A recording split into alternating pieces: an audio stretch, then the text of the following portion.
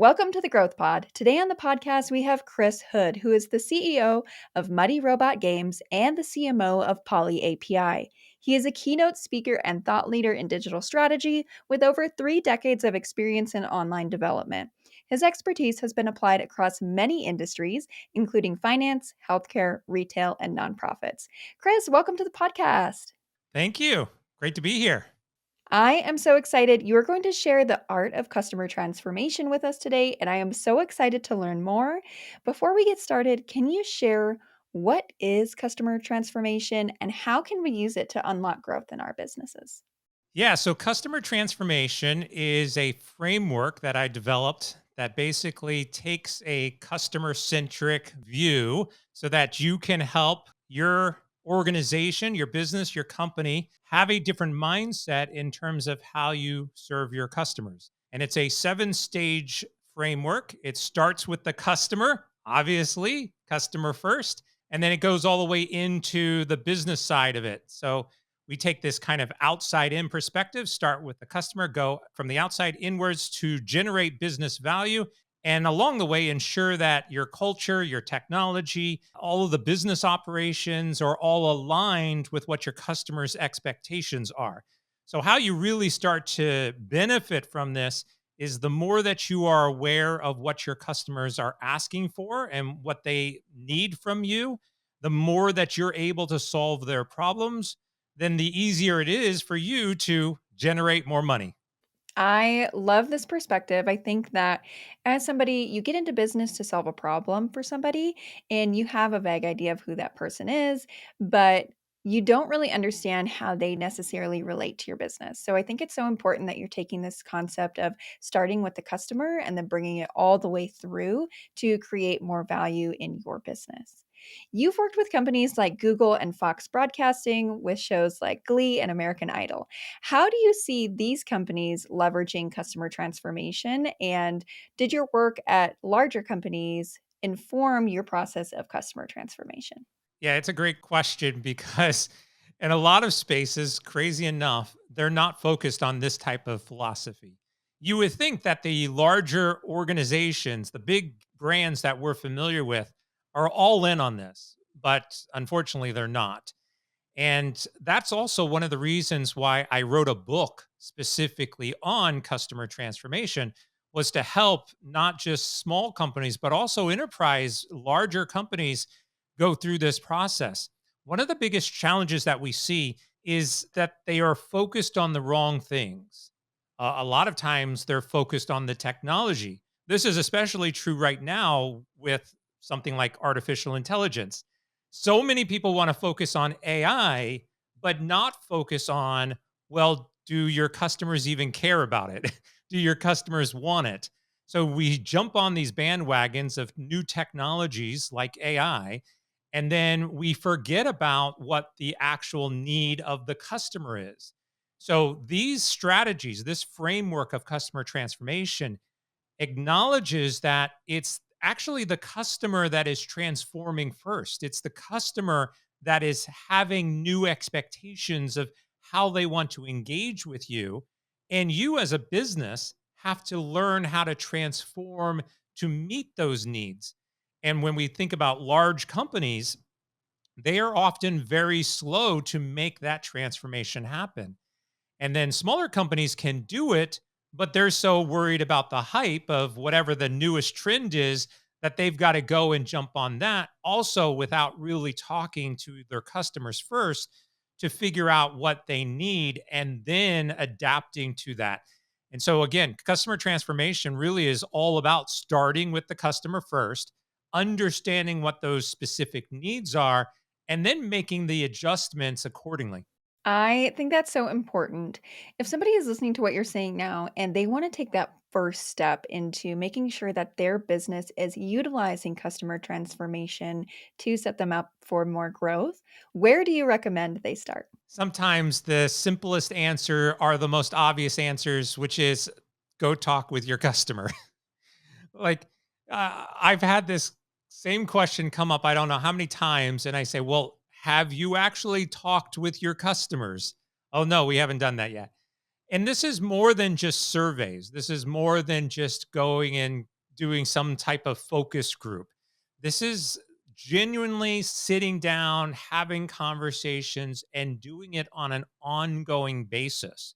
Having those focus groups, having the surveys, but also checking out social media. What are people saying about you? Reading the reviews.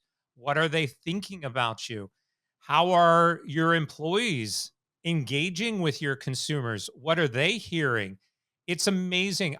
I'll tell you a quick story. I went into Chipotle for dinner last night and I was getting out the mobile app so that I can get my loyalty rewards points. And I couldn't find the QR code. And so the individual who was behind the register said, "Oh, just tap here and tap there and scroll down, and there it is." I'm like, "Man, that's confusing." And the employee said, "Yeah, it's really bad. It's so confusing. And I just don't understand why they keep doing this." Now, there's an employee who manages those transactions on a daily basis who is more than familiar with what the customers think. Go talk to your employees. They probably know how your employees are feeling about you. And that kind of insight on a regular basis, that continuing of talking with your customers and your employees to figure out what they want, is the easiest, simplest, quickest, cheapest way to start. I love the focus on starting with the customer and actually talking to them. I think that a lot of entrepreneurs, business owners, and even corporate leaders maybe feel like they're diminishing their value by having these conversations. What would your response be to somebody who is a little bit iffy on, if we're asking for feedback, that means, our product isn't completely right, or they have some other hesitation similar to that? Your customer is your most important asset. Like, again, I struggle with this because I think in my mind I'm a business leader. I want my customers to be happy. Without my customers, I don't have a business. So I really don't have any higher priorities than ensuring that I am meeting the needs of my customers. And so if it means that I have to sit down with them and have a conversation and talk about it, then that is in benefit to the company. I hear so many executives that say, I just don't have time to do this. Oh, it will all be okay. We'll just do a survey and hear what they have to say. Reality is that if you spend the time and dedicate a portion of your time and your priorities to having those conversations, sitting down with them, talking, you are going to be more successful. It's guaranteed. So again, I don't think that you have to think about this from a, well, I have higher priorities, or I just don't have time to do this, or there's other things that are more critical. There aren't. Go sit down, take a moment, have a conversation. I'll give you a very quick example of this. If you think about meetings, whether or not you have a meeting with a team member internally and a meeting with a customer. There are so many people who will continue to have the meeting with their internal team before having the meeting with their customer. Or if it runs over, like, "Oh, I'm sorry, I'm 5 minutes late," and then you go over to your customer call, all of that sets precedence. Like, if you really care about your customer, you're not scheduling meetings that overlap with your customers, and you're stopping those internal meetings so that you're on time with your customer meetings. Simple practices like that speak volumes for what your focus is. I love that you're taking the focus and putting it on the customer.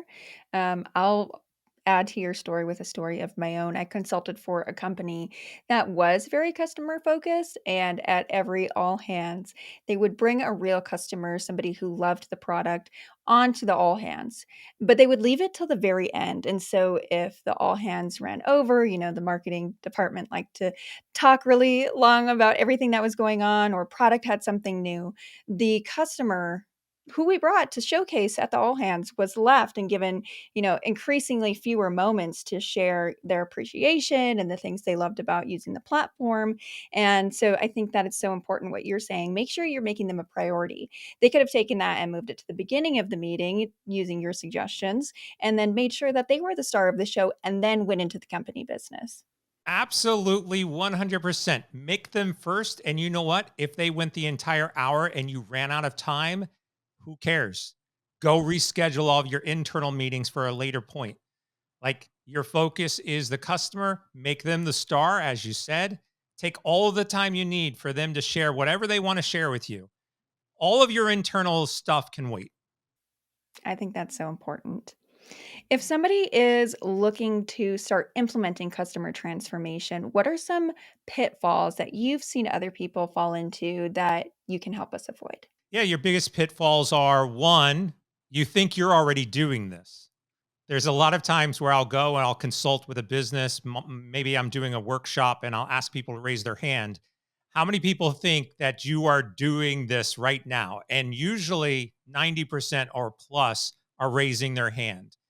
And then as we go through the workshop at the end of that time, I ask the same question. Now, after doing this, how many of you feel like you're actually doing what we've talked about?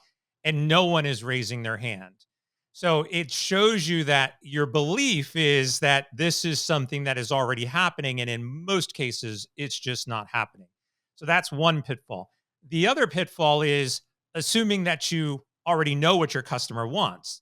There's a lot of organizations that say, no, we've got the data, we've looked at the data, or, I'm the executive, I've been doing this for a long time, I know what the customers want. And when you start to put that kind of bias and opinion into your decision making, you're going to lose customers because you actually have to look at the data and have those conversations to be sure. And then one more pitfall is you're kind of jumping to the conclusion. Usually we see this in technology, which we've already talked about, which is, hey, there's this great new technology like artificial intelligence. Let's go bring that in without also first asking, do your customers even care? Do they want it? Is this something that they need? So when you kind of fast forward and work backwards from what we call the inside out, as opposed to the outside in, then you're making a whole bunch of assumptions and you're leading down the wrong path. And you've got to kind of reverse that and again go back and start with that customer first. I think that's so important. Chris, you've written a book on the concept of customer transformation, and you said that there's a seven-step process. What is the TLDR version on those seven steps? Can you give us a brief overview? Obviously, I'm not asking you to give away all of your secret sauce because that is in your book, but how can we map this out in our mind and start planning to implement customer transformation in our businesses? Yeah, sure. So it starts with customer. So that's just talking with your customer and understanding what their needs are. The next step is interfaces. And that is how does your customers interface with you? And it could be anything from a mobile device to a website. And there's more, which you can go find in the book. And then the third one is journeys. We talk often about the customer journey, but this actually gets into a deeper, multi-dimensional type of perspective on what that journey really means. Fourth is ecosystem. This is around your community and developing unique ways for your consumers and your employees to engage with each other. And then we get into culture. How is the culture of your organization helping to look at the customer first? And then we get into technology as number six, and that's data and other forms of technology that you're going to use to meet the needs of your consumers. And then the last one is all about the business. It's about leadership and a recognition that you have to align yourself with your customer in order to generate value. Amazing. Chris, you are somebody who's worked with Google, Fox Broadcasting. You are CEO, CMO, and co founder. And I'm sure all of your projects keep you really busy, but I'm curious to know what's next for you. What's next? Oh, I've got a lot of things going on. Right now, I'm working on building a series of videos, like a master class on customer transformation. I'm building a video game, which I'm excited to get out and launched. Writing another book for customer aspirations. and will continue to do all of the other things that I'm doing. I stay busy. It definitely sounds like it. If somebody is interested in learning more about customer transformation or keeping up with some of the projects you have coming down your pipeline, where's the best place for them to do that?